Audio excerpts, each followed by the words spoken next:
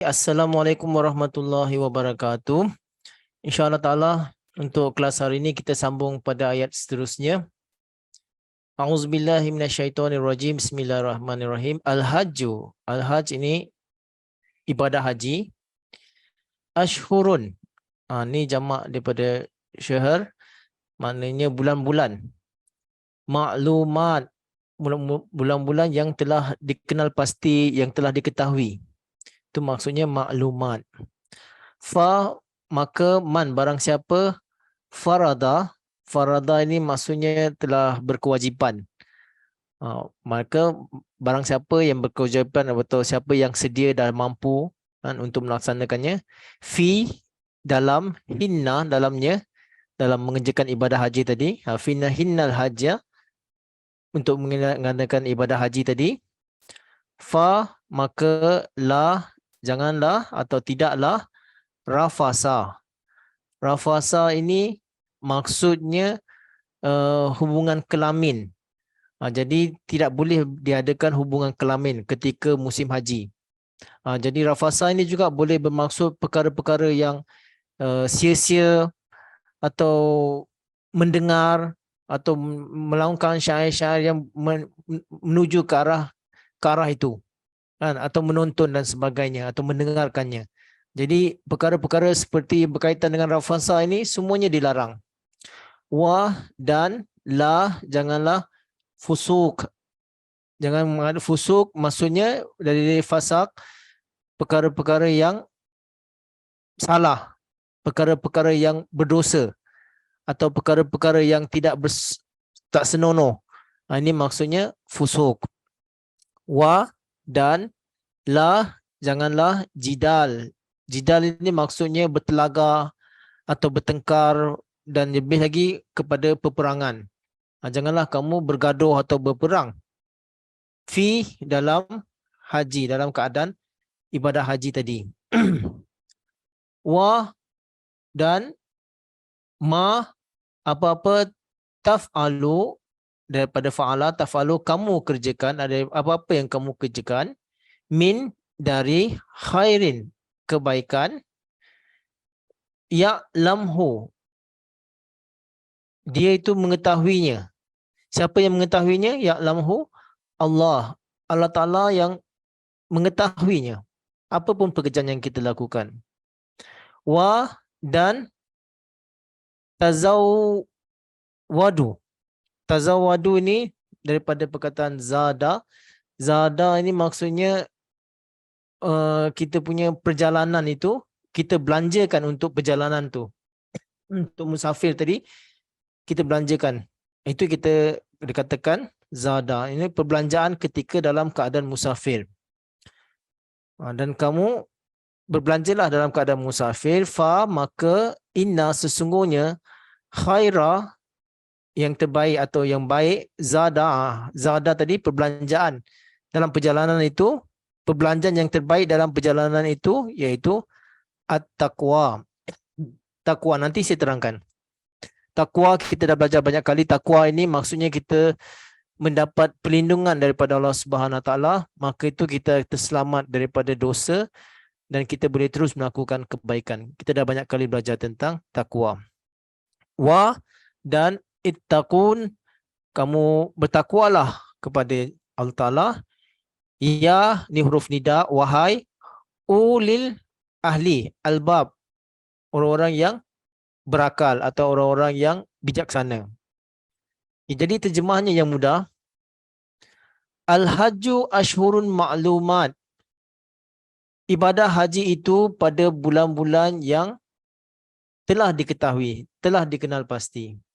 Faman farada fihinnal hajja fala rafasa wala fusuk wala jidal fil hajj. Maka barang siapa yang berkewajipan, yang telah wajib ke atasnya untuk mengadakan ibadah haji, maka janganlah dia melakukan perkara yang untuk bersama suami isteri tadi, dan janganlah melakukan kerosakan, dan janganlah bertelaga atau berperang ketika musim haji. Wa ma taf'alu min khairin ya'lamhu Allah, dan barang siapa di antara kamu yang melakukan kebaikan, Allah Ta'ala mengetahuinya.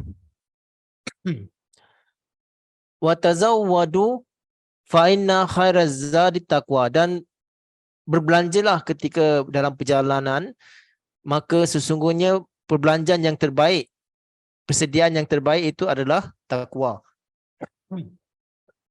Sorry. Wattaquni ya ulil albab, dan bertakwalah wahai orang-orang yang bijaksana atau orang-orang yang berakal. Okey. Jadi tafsirnya Rianka, al-hajju asyhurul ma'lumat, ini orang-orang dikatakan bulan-bulan haji ini adalah bulan-bulan yang mereka faham bahawa ini adalah ibadah, bulan yang penuh dengan ibadah. Mengatakan ini bermula daripada Syawal, Zulkaidah dengan Zulhijjah. Jadi sebaik saja lepas Ramadan, itu kira dah masuk bulan-bulan haji, dan mana ada persediaan untuk ibadah haji. Jadi sebagaimana sepanjang bulan Ramadan kita dah beribadah, kita memelihara diri kita daripada perkara-perkara yang buruk, kita banyak berdoa, berzikir, meningkatkan keimanan dan ketakwaan kita, dan sebaik saja Ramadan selesai kita dah masuk bulan haji. Dia katakan di sini. Jadi menurut Imam Abu Hanifah pun dikatakan yang bulan haji itu yang 11, 12, 13 itu pun termasuk juga dalam Asyhurul Ma'lumat.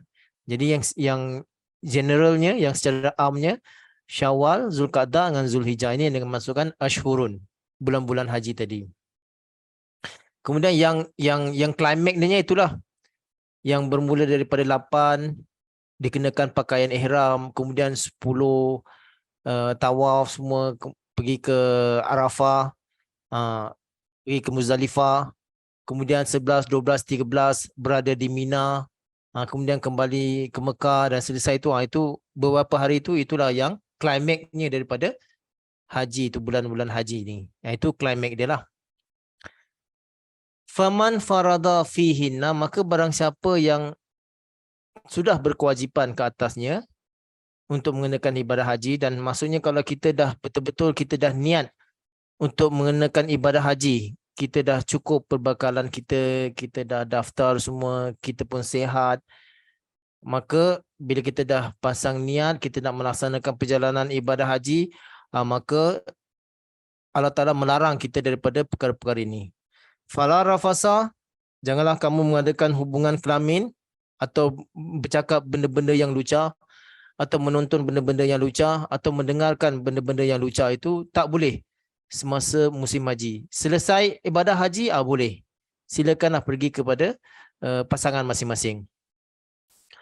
Wala fusuk, dan janganlah mengadakan kerosakan atau melakukan dosa-dosa atau melanggar peraturan. Ini pun dilarang. Kita macam-macam lah kan, kita nak buat benda tak elok ke, mencuri ke, menganiaya orang ke, menipu orang ke, jangan kita buat waktu itu.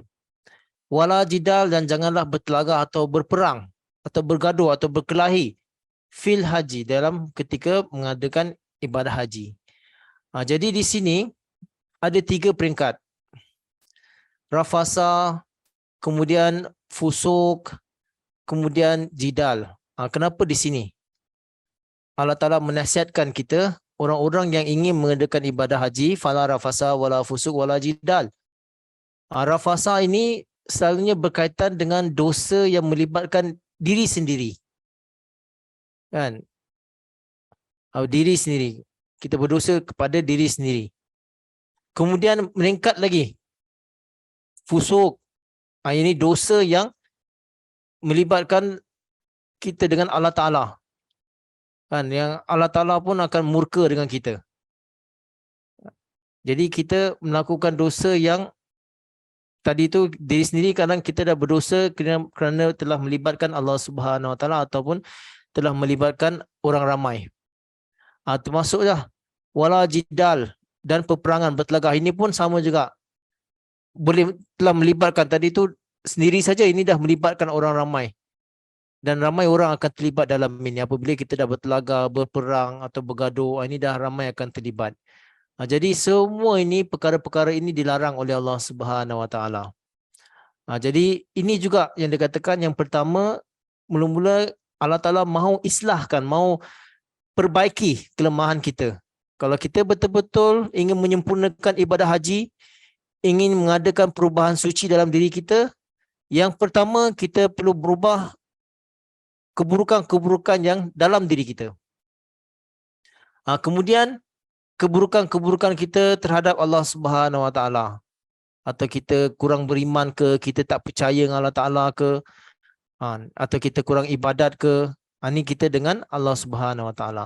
Kemudian lebih tinggi lagi apabila kita melibatkan manusia ramai. Jadi Allah Taala nasihatkan kita supaya benda-benda ni jangan kita lakukan, kerana berperingkat-peringkat dia akan menjadi makin besar. Sebab tu Hazrat Masih Maud alaihissalam pernah menyatakan bahawa kalau kita niat untuk membuat satu keburukan, seperti ada satu noktah hitam dalam hati kita.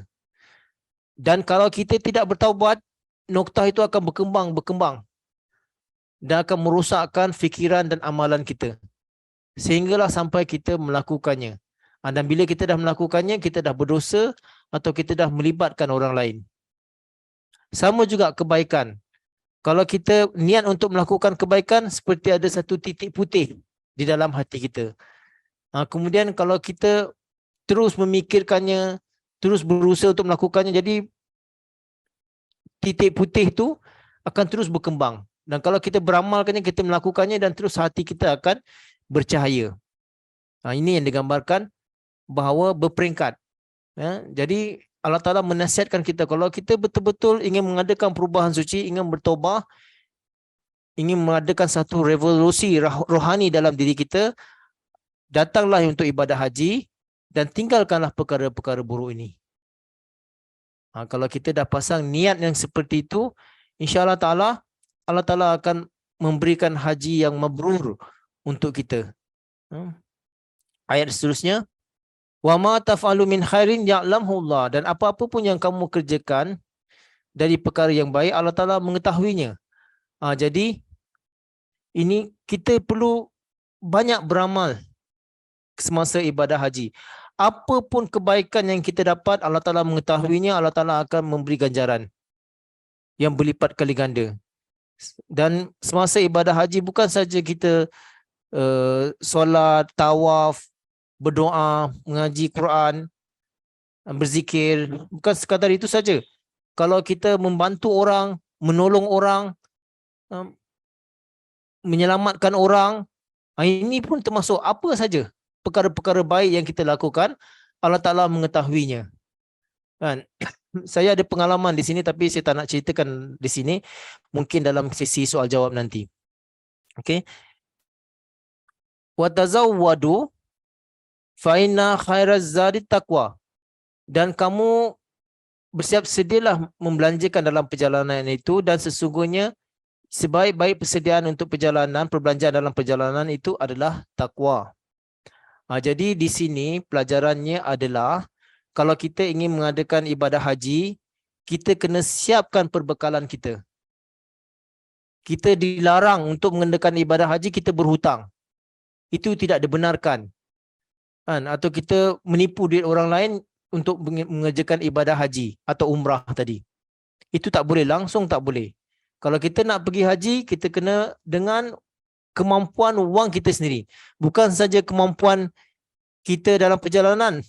Keluarga yang kita tinggalkan pun mesti cukup perbekalannya di rumah.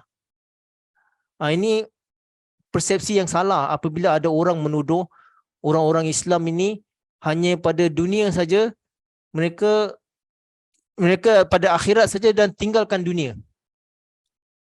Seperti yang ada kelompok jemaah yang satu lagi tu yang melakukan, mereka kata mereka keluar pergi bertablik, mereka tinggalkan anak bininya tanpa bekalan, tanpa makanan. Dia katakan, saya tinggalkan anak isteri saya lillahi ta'ala, Allah Ta'ala yang akan memeliharanya.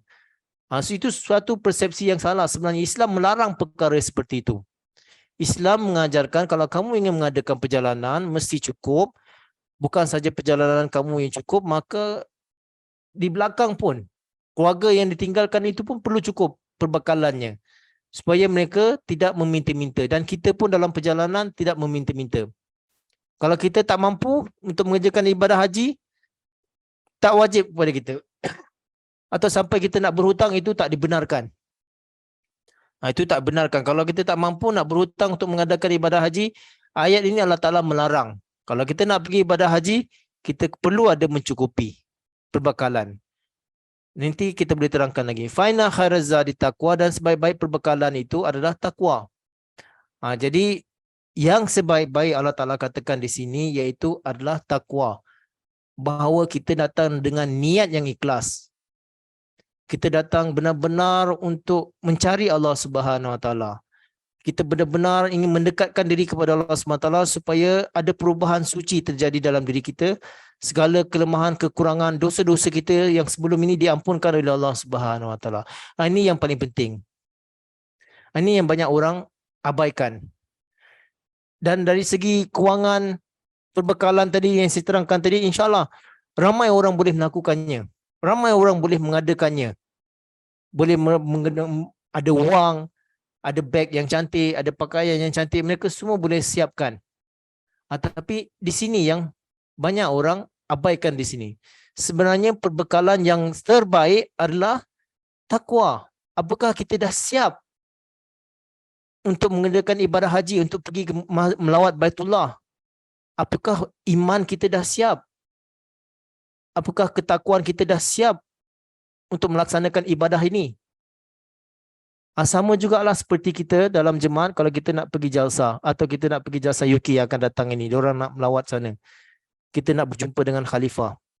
Saya yakin ramai di antara kita yang mampu. Boleh berbelanja, boleh mengadakan perjalanan ke London. Tapi apakah perjalanan kita itu siap dengan ketakwaan untuk kita berhadapan dengan khalifah zaman?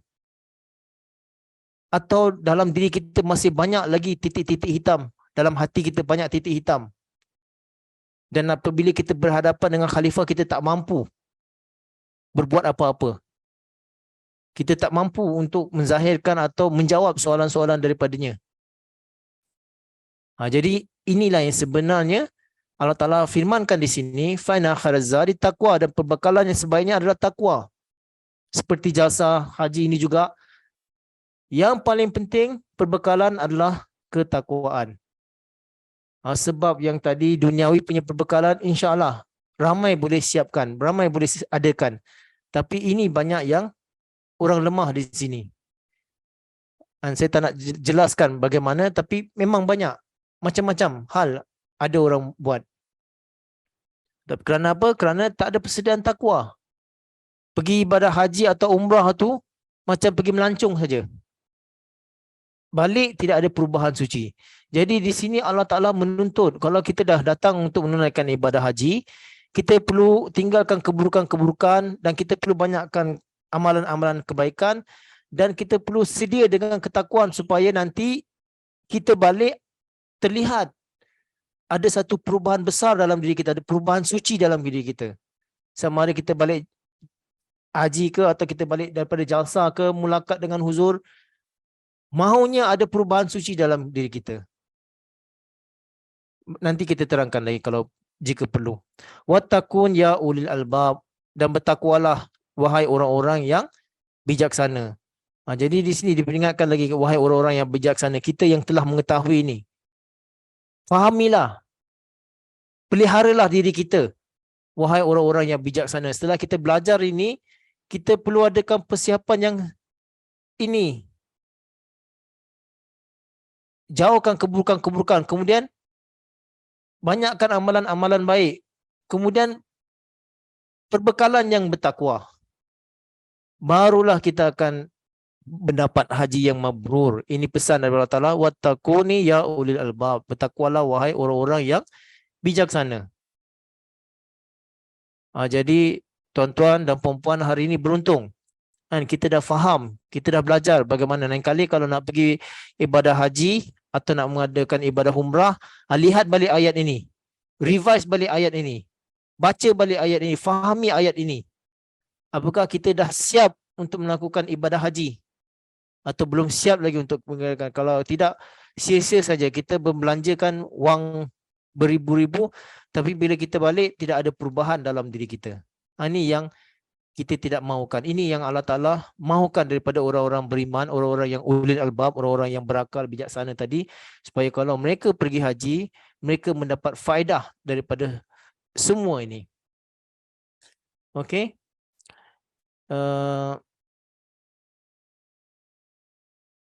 Saya cuba habiskan ayat inilah. Nanti kita boleh tanya lagi kalau tak jelas. Saya usahakan untuk habiskan ayat ni. Laisa, tidaklah ala ke atas kamu junahun, dosa. An, jika tabtagu, kamu mencari fadlan, kurnia, min, dari Rabb, Tuhan, kamu, dari Tuhan kamu. Fa, maka idza, apabila afaza, kamu bertolak, afaztum, kamu bertolak, min, dari Arafat, dari Arafah. Fazkuru, maka ingatilah Allah, fazkurullah, maka ingatilah Allah, inda, pada atau di dekat Masy'iril Haram. Masy'iril Haram ini kawasan-kawasan haram. Wa, dan uzkuru, ingatlah ia, iaitu kembali lagi kepada Allah Subhanahu Wa Taala. Kama, sebagaimana hada, dia telah memberi tunjuk, kepada kamu. Wa, dan in, jika kuntum kamu itu, min, dari qablihi, sebelumnya, la minas, dari kalangan ad-dolin, orang-orang yang sesat. Jadi terjemahannya yang mudah. Laisa alaikum junahun an tabtaghu fadlan min rabbikum. Maka tidak ada dosa ke atas kamu jika kamu mencari fazal atau kurnia daripada Allah Subhanahu Wa Taala. Faiza afastum min arafati fazkurullaha indal masy'iril haram. Maka apabila kamu telah bertolak daripada Arafat, maka ingatilah Allah di dekat dengan Masy'iril Haram. Wazkuruhu kama hadakum, dan ingatilah ia sebagaimana dia telah memberi petunjuk kepada kamu. Wa in kuntum min qablihi la minad dhalin, dan sesungguhnya kamu sebelum itu berada dalam keadaan yang sesat. Jadi di sini laisa alaikum junahun an tabtaghu fadlan min rabbikum, mana di sini Allah Taala menyatakan bahawa tidak ada dosa kan kalau kita mencari kurnia daripada Allah Subhanahu Wa Taala. Tadi kita melakukan ibadat, yang dimasukkan di sini apa? An tabtaghu fadlan min rabbikum. Kurnia daripada Allah Subhanahu, kita mencari kurnia daripada Allah Subhanahu Taala. Ini maksudnya semasa ibadah haji itu, ketika orang ramai, orang berkumpul, kita sebaiknya bergaul dengan orang ramai, cari orang-orang yang berilmu, ya, yang pandai, yang boleh mengajarkan. Kita duduk dengan daras-daras dia. Ini yang masukkan dengan ibtaghu fadlan min rabbikum. Kita mendengarkan nasihat mereka. Ini maksudnya itu juga mencari kurnia Allah Subhanahu Wa Taala. Atau kita bergaul sesama kita, mendengarkan pengalaman. Mungkin di antara kita ada yang pengalaman daripada negara dia. Dia ceritakan bagaimana untuk mengembangkan Islam atau mengajarkan Al-Quran, apa saja kan tentang Islam. Mereka selalunya berbahas seperti itu. Sama juga macam kita di Jalsa Salana. Kita berjumpa dengan saudara-saudara kita daripada pelbagai daerah, pelbagai negara atau negeri. Dan mereka datang, mereka membawa cerita daripada negara masing-masing. Kami lakukan seperti ini negara kami. Kami lakukan seperti ini untuk maju. Jadi kita masing-masing boleh bertukar fikiran, dan ini akan meningkatkan lagi keimanan kita. Ramai di kalangan saya dengar apabila mereka datang jalsa ke, datang istimak ke, bergaul sesama jemaah, bercerita semuanya tentang jemaah, tentang agama. Jadi mereka dapat rasakan bahawa keimanan mereka itu kembali segar. Sebab perkara ini mereka tak dapatkan di luar. Tapi bila masuk dalam jalsa, dalam istimak, sama juga ibadah haji ini yang dimasukkan sini, antabtagu fadlan min rabbikum. Usahakan untuk kita bergaul sama kita belajar. Atau kita boleh bertanya siapa, atau apapun kekurangan, atau kelemahan atau ada berlaku bencana di negara lain, kita boleh tahu. Kita boleh saling memahami atau saling menghulurkan bantuan. Ini yang dimasukkan antabtagu fadlam min rabbikum. Ini sebenarnya pun masih luas lagi. Okey, nanti kalau ada siapa yang tak puas lagi, saya akan terangkan lagi. Faiza afastum min Arafat fazkurullaha indal masjidil haram. Jadi apabila kamu kembali daripada Arafah, ingatilah Allah dekat dengan Masjidil Haram. Ini akan terangkan bersama berkaitan dengan ni. Wazkuruhu kama hadakum. Dan ingatlah padanya kamu dia telah sebagaimana dia telah memberi petunjuk kepada kamu. Jadi apabila kita telah kembali daripada Arafat, maknanya kita telah duduk daripada Arafat, kita sampai ke Muzdalifah. Muzdalifah ke Mina. Ke Mina tu ada banyak masa, 3 hari di sana. Jadi tempoh itulah kita perlu banyak berzikir, banyak berdoa. Riwayat mengatakan Rasulullah sallallahu alaihi wasallam selesai saja di Arafah, bila sampai ke Muzdalifah, Rasulullah SAW banyak berzikir dan berdoa daripada solat maghrib dengan isyak sampai ke waktu subuh. Ini cara Rasulullah SAW ketika berada di Muzdalifah. Kemudian sampai di Mina. Di Mina pun sama juga. Kita banyak berzikir, berdoa kehadap Allah Subhanahu Wa Taala, dan memang banyak cabarannya.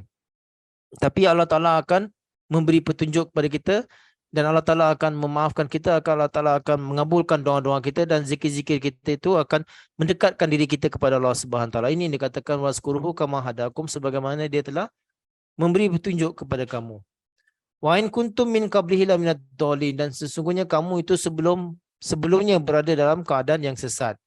Jadi sebelum itu orang-orang Mekah, orang-orang Quraisy atau orang-orang Muhajirin sekalipun, Ansar, mereka sebelum itu mereka tak tahu ibadah yang sempurna bagaimana.